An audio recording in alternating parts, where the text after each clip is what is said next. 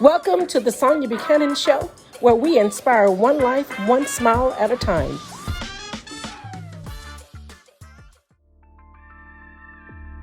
Great day, everyone. It is time for the Sonia Buchanan Show, where we inspire one life, one smile at a time. We have a wonderful show for you today, but first, the title is going to be The Consistency of Nature. About a month ago, it was in the evening. The sun was starting to go down, and I decided to walk out on my deck. And as I opened the back door, there was a waltz at the back door. And as I was walking onto the deck, the waltz was trying to walk into my house. And we collided. And as we collided, the waltz stung me on my chest, leaving a mark. You know, when it stung me, I did not feel the embrace of the sting, but maybe about 5 minutes into this waltz running right into me and stinging me on my chest, I began to feel the pain of the sting. And I thought for a moment, am I allergic to the poison that just stung me? My body and my chest area become very intensified with this pain, and I'm thinking, oh my God, what am I going to do with this sting? Is it going to leave a mark on my chest? Am I going to just break out all over? It was really painful. After 5 minutes, my chest began to be very painful, and I'm running around the house looking for something that would ease the pain. So I immediately went to the pantry where I have alcohol and some things that I keep there. And I had the peroxide, and, at my mother's house, at my parents' house, they have all these medicated things. Well, here, I just have the little simple things. I began to put alcohol, wash it. But the sting was so painful, nothing was helping. And I thought about, did I get mad at the bee because he stung me? We just collided. And I said, he's acting out in his nature. And I probably scared him as much as he scared me. And we just collided. But I didn't go into anything of emotional and saying that darn bee, this and that, And the bee was acting in consistency of who he is. And we're going to talk about a couple of things when it talks about the consistency of nature. And on the same day, I decided to go out in my yard to take care of some vines, which is poison ivy, I learned later. And so I'm out, I'm healing from the stung that this bee and I collided. And so I go out into the yard and I'm pulling up all these vines, and I found out later it was poison ivy. And I'm getting ready to have a heating air system in my house, just revamp, getting a new heating air. So I'm out cleaning all the vines around the air conditioning unit that it sits outside. And so I'm pulling all these things, and then later on, here I am, later on that evening, because this is the same day, I began to break out on one of my arms, and I'm having poison ivy, and it's itchy and everything. And I said, okay, gee, I'm having a stung by a wasp. Now I'm having poison ivy all over my arm, and basically somewhat on my legs part because I had on shorts. I'm talking about the consistency of nature. And I was like, man, I had on gloves, but apparently it wasn't working, And so now I'm having this pain on my chest. I'm having itchy on my arm. The consistency of nature. All these things are acting out according to their, character. And so I go on and gathering up all these things because, of course, I have to still clean my yard and get ready for the new air conditioning unit and the heat and air unit for my house. And I panicked because now my skin is now changing from the embrace of the consistency of nature. Now I'm in their territory. They're not in my territory. I'm in their territory, and they are acting out the consistency of who they are. So I sat there and I thought, what could I do? Because now my skin is changing. And I came across a video when it talked about this particular oil seed. It's called black oil seed. And the young lady, when she was explaining what this seed is and what it does, I immediately left that day with the sting and also the poison ivy all over my arm, breaking me out. And I went to the health food store. And there I purchased black seed oil for my skin so I would not get the discoloration.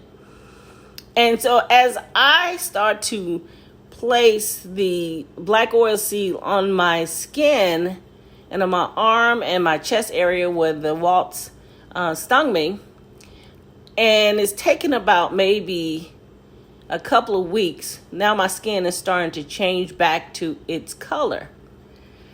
And all of this is the consistency of nature, because that's what black oil seed is. And it's in, and I thought about, and I try my best not to make my podcast a Bible study because they're not a Bible study.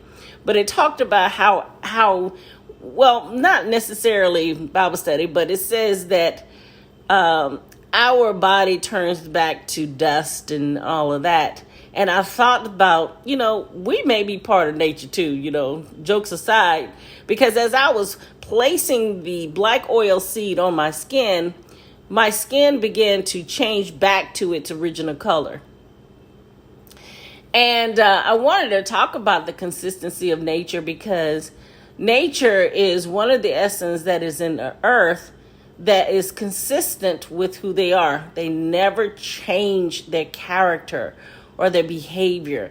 They stay the same. They're never up and down. It's always consistent. The sun rises every morning at the same time. The moon becomes full within cycles, I'm not really into science or understanding science. I love the universe. I love to just read about it and study about it. I don't know why I am so intensified, just amazed at the universe like that. I don't know why, because I was not like that in school. But as I got older, I'm just fascinated with the beauty of where we live and how we live and how all of this came about and the consistency of nature. How can we depend on nature for knowing things that is going on in our lives today? Because whenever things become, in a disarray for me and I'm not really sure what to do, I go take a walk early in the morning where there's a lot of nature, a lot of trees and flowers blooming early in the morning, and it brings this solitude, this peace, and this harmonizing relationship between me and nature, maybe because of the consistency, and they're always at peace, and they're always transforming their environment and nature. One of the interesting parts about nature is that the animals and the birds and the squirrels, I have a lot of squirrels that I live around because I live around a lot of wooded area. My yard is about almost an acre of property, and there is woods that has not been cleaned out. So I see the nature in my yard, like rabbits, wild rabbits. I don't know where they come from. I see the wild deers. I don't know where they live or where they come from, but they just happen to show up in my yard. And that is the consistency of nature. I don't know who feeds them, but then I found out that the nature in the woods areas have wild berries that they can feed upon, just things like that. But what's really interesting is that last year I began to see this tree that's growing right beside my deck. And this tree has never been there, but I began to see this tree, and this tree began to have blooming peaches, little small peaches. I did not plant this tree, but the squirrels planted the tree. I wish they would have planted the tree farther in my yard so I would have a beautiful peach tree, but they planted the tree near my deck. And I was going to cut the tree down until I realized that the peaches that was growing on this tree were very large, and they were edible. You can actually eat the peaches. They're very, well, I didn't get a chance to eat any. I was going to eat some of the peach tree, but apparently the squirrels who planted the tree knew that they planted this tree, and they knew that they were their food. Now that's amazing to me that this squirrel planted a peach tree so they would have food. And by the time I was going to take a peach off this tree, the squirrels in the family had already eaten all the peaches. The consistency of nature. Now, isn't it amazing that they knew how to plant this, plant a seed? They didn't have to have water. They didn't have to nurture it. They didn't have to talk to this tree for it to grow. They planted the seed and they moved about. They remember where they planted the seed. They knew that this was their food. And they knew the consistency of their environment, which is nature. The consistency of nature. And I sat there for a moment. I promised you I was going to cut this tree down. But the people who built my deck, they actually built it where it's not causing a hindrance. It won't damage my deck, because that's what I was concerned about, that it was so close to the deck. So they built around it would not touch the deck, which is good, because I really did not want to, have this argument with the squirrels, which could have been a problem. Well, the consistency of this plant from last year, there were fruit on it. This year, the consistency of the peach tree, there was no fruit. And I remember looking out of the blinds at the squirrels, and they was actually looking at their tree. It did not bear any fruit this year.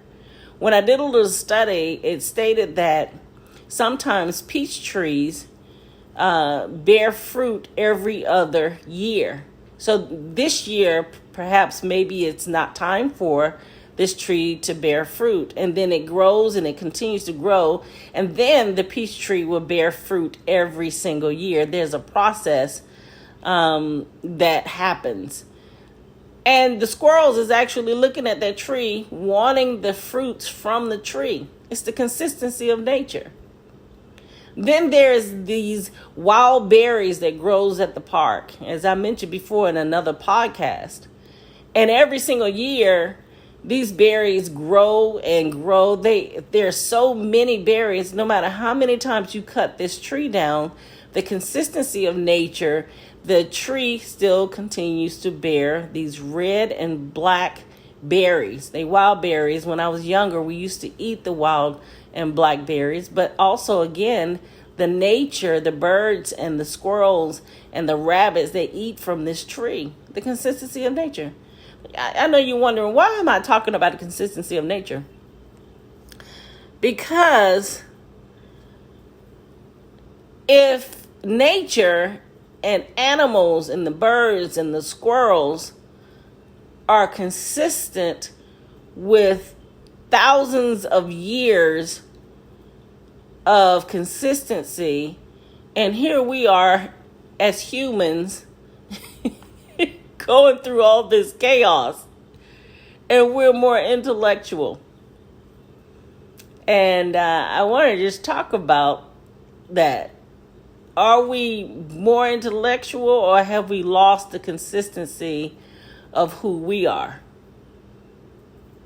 And if we have lost our consistency of who we are, then who are we right now? Who are we right now? Or the question is it a fight between humans losing the consistencies of who we are, and something is trying to reform us to be something that we're not, so that we become who it is and wanting us to be who that is? I don't think that humans are inconsistent of who we are. I think there is a battle of trying to change the stability of who we are, which causes chaos and changes. I remember listening to something on the radio not too long ago, and I hear many people say we should embrace change. We should embrace whatever it is that's changing in our lives.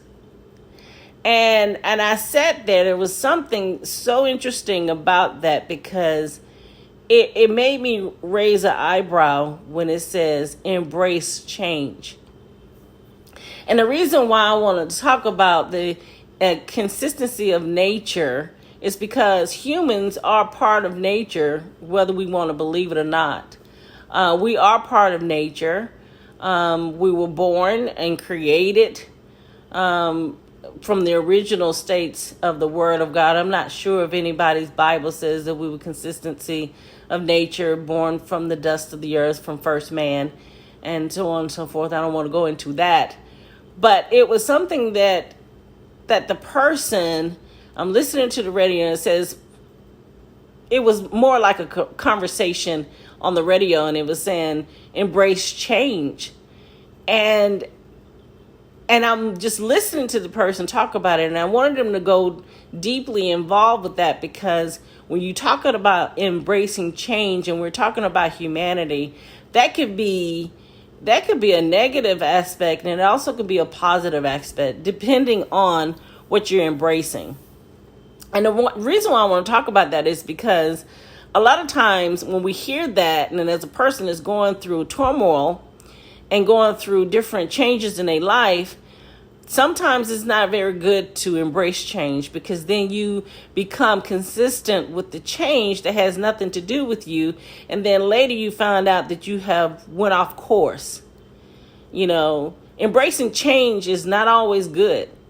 Resisting the change that is trying to cause you to embrace is better, because you could be in a situation where there has something been introduced to you, and because you see no way out, the only option is to embrace it. That is not a good thing. There's always a way out, especially when it's coming against your consistency of nature of who you are. As I stated in the beginning of this podcast, with the waltz standing at my door, and I'm going out on my deck, and it's standing at the very doorway of my deck, that waltz did not embrace the change of me stepping on his territory. In fact, he resisted me by stinging me. I don't know if I can explain that, how he was not embracing the change of me stepping on his territory at that moment. Even though it's my house, he was still standing there, and it's his environment, if that makes any sense. And so when I was listening to the person and it was talking about embracing change, I really have to think about embracing change when it's totally against my nature, my character, my lifestyle. That is a place where you don't have to embrace change. You have to find out how to resist that change and stay consistent of who you are. You know, embracing change is not always good. It depends on what kind of embracing you're doing. And again, our podcast today is called The Consistency of Nature. And if we think about it, nature never embrace change. They stay consistent regardless of what's changing in the weather, or what's changing when someone's trimming their limbs. They stay consistent in who they are. So I want you all, during this time with our economy and our world is doing all these different transitioning, to make sure that you're staying consistent of who you are while the changes around you happens, that you do not default to the changes. If it becomes something that is causing your character, your personality, or your demeanor to change outside of the nature of who you are, which is a loving person, a consistent person, a person who proceeds in learning new things. But if it's causing irritation and not thinking clearly in your mind, these are the things you may think about resisting changes, because it should not change the consistency of who you are. You should embrace the knowledge of what's happening, but not embrace the changes if it's affecting who you are as an individual. That is something that's very important, that we know the difference of when people are speaking, embrace the changes. No, I'm not about to embrace changes when it's taking me off course. I will give you a little story about something that I experienced when I was a child. And I remember I had to be maybe 10, 11, 12 years old. And I was visiting a cousin's house, an aunt's house. It was on a Saturday. And I spent the night there that Friday night. And on a Saturday, we up and my aunt was cooking lunch for my cousin and I. And my aunt, she didn't cook the normal food that a 10-year-old would eat, like hot dogs and hamburgers and French fries and all of that. She cooked liver, fried liver. She cooked cornbread. She cooked these pinto beans. And she gave us, back in the day when I was younger, it was Kool-Aid. So we had lemonade, Kool-Aid, and everything on the plate that she prepared for us, I did not eat. I didn't eat pinto beans, I didn't eat cornbread, and I did not eat liver. Nothing on that plate I ate. And I informed her that I didn't like any of that. And she said to me, "You're going to eat that." I said, "Well, I don't like liver. I can deal with the peas. I can put pickles in the peas and, at the time and just eat it. But I didn't like any of it. Didn't like cornbread. I didn't like any of it." She says, "You're going to eat it?" I says, "No, I'm not." And we're going back and forth. And yes, at 10 years old, we're going back and forth, informing her that I did not like any of that. And she says, "You're going to eat it. Well, you're not going to get anything else to eat." This is what she's telling me. "You're not going to get anything else to eat. So you're going to eat that." And I said, "I'm not going to eat this." She says, "Yes, you are. It's going to sit over here on this plate. And you're going to eat it. If you don't eat it now, you're going to eat it for dinner and da-da-da-da." And I said, "No, I'm not." And so she sat there and looked at me, and I looked at her. and I very nicely and politely got up from the table, because I wasn't going to eat that. And I dialed my mother, and I informed my mother to come get me, because I didn't have to embrace that. I had options. And that option I took by calling my mother and asking her to come pick me up. Because, you see, I was raised up in the house where my mother knew I did not like soul food. She will always cook a separate dinner or a separate meal course for me if she's preparing a different meal with her family. They may eat roast and cornbread, and other types of beans. And then my mother would cook me chicken or fish and rice, and I liked green beans. So she would cook a separate meal because she knew I did not like soul food. And at that moment, I didn't have to embrace that change. I embraced it all right by calling the option that I had, because I was consistent of who I am and what I did not like far as food. I was not being rude or disrespectful. It's just that I just did not like that type of food. And I believe that was the last time I ever stayed at my aunt's house long enough to eat anything that she prepared, because I realized that was a conflict, and what she felt as though forcefully I was going to eat something that I did not like. Now, I know someone may be listening to this and saying, how could I be disrespectful at an aunt's house? I wasn't being disrespectful, and still to this day, you could not force me to eat liver. In my mind, even at that age, at 10 years old, I could not understand eating someone's liver. In school, we were studying about body, so I just thought liver is just a part of the body that I just wasn't going to eat in any animals. And still to this day, I do not eat very much of beef and pork, and nothing wrong with people who does. It's just that I can't eat that. And again, our podcast is called The Consistency of Nature.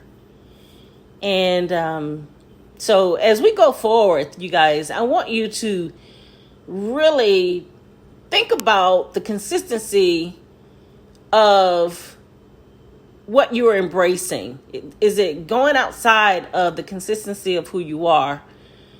Or have you embraced changes that's causing misery within you? That's what I want to talk about, because a lot of times if we're upset and angry when we wake up in the morning, there's something that we have embraced that has taken us outside of the consistency of who we are. And if you can just think about that for a moment and embrace the consistency of you are, and just kind of do an altering and getting back to the foundation of who you are, so the consistency will continue, and then you can just kind of wrap around the transitionings and the changes that's happening around you. Okay, it's really just balancing. It's just recognizing, what are we embracing, what are we accepting, what are we accepting that should be resisted, and finding other options so that we can stay consistency. That is, to me, how you continue to have mobility and moving forward. But really, that is all I want to talk about today. Again, our subject is the consistency of nature, which humans are part of the nature consistency. No matter how we look at it, we are all just blended together. But one of the things that I did want to point out today is that the animals in nature, they stay consistency in who they are in the midst of storms, in the midst of winter. They stay consistent. And I want you to stay consistent too, as our world continues to go through the course of transitioning and preparing to be settled. But listen, you guys, that is the end of our podcast today. And I want to say thank you so much for coming back and listening to my podcast. And each week and every week. And listen, stop by and just sign up with one of our podcast places. We are part of Apple Podcasts. We're part of Podbeam. We have several different ones that is on the list, and I will post the list on this particular podcast, and you can just sign up so you know when we post and upload. And also, go to our social medias and see what we're doing. Go to our website at SoniaBuchanan.com and ComfortandPromises.com and check us out, and just look at some of the things that we're doing. We do have some new beads that we are selling, faith beads, a bracelet Check out some of those. But listen, you guys, I want to go ahead and end this podcast for this week. And this is your girl, Sonia Buchanan, with the Sonia Buchanan Show, where we inspire one life, one smile at a time. Until next week, bye, you guys.